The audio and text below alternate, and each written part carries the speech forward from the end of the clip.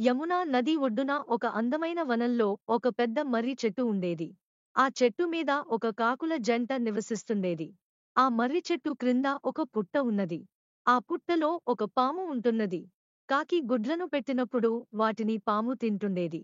కాకులు పాముని ఏమీ చేయలేక ఏడుస్తుండేవి. ఈ విధంగా చాలాసార్లు ఆ పక్షులు పెట్టిన గుడ్లను పాము తిన్నది.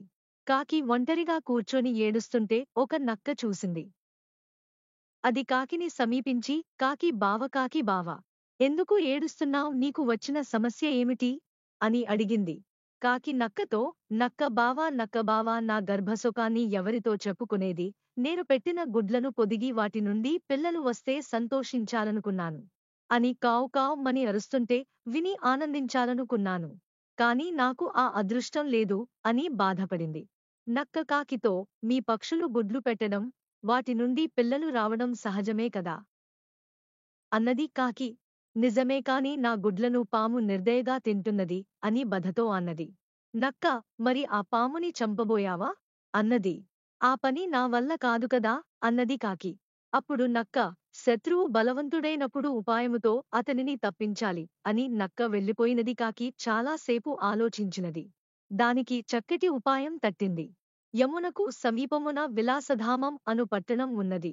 ఆ పట్టణంలో అందమైన కొలను ఉన్నది.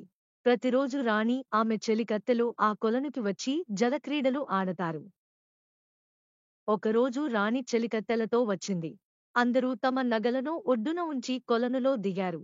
కాకి రాణిగారి ముత్యాల హారాన్ని ముక్కున కరచుకుని ఎగిరింది. చెలికత్తెలు దానిని గమనించి భటులను హెచ్చరించారు. రాజభటులు కాకి వెంటబడ్డారు. కాకి నెమ్మదిగా ఎగురుతూ పుట్టవద్దకు వచ్చింది. రాజభటులు కూడా దానిని వెంబడిస్తూ పుట్ట దగ్గరకు చేరారు. అప్పుడు కాకి ముత్యాలహారాన్ని పుట్టలో వేసి చెట్టుపైకి ఎగిరింది. రాజభటులు హారం కోసం పుట్టను త్రవ్వారు. అప్పుడు పుట్ట నుండి పాము బుసలు కొడుతూ బయటకు వచ్చింది. రాజభటులు దానిని ఈటెలతో పొడిచి చంపారు. భటులు ముత్యాలహారం తీసుకుని వెళ్ళిపోయారు. పాము పీడ వదలినందుకు కాకుల జంట సంతోషించాయి.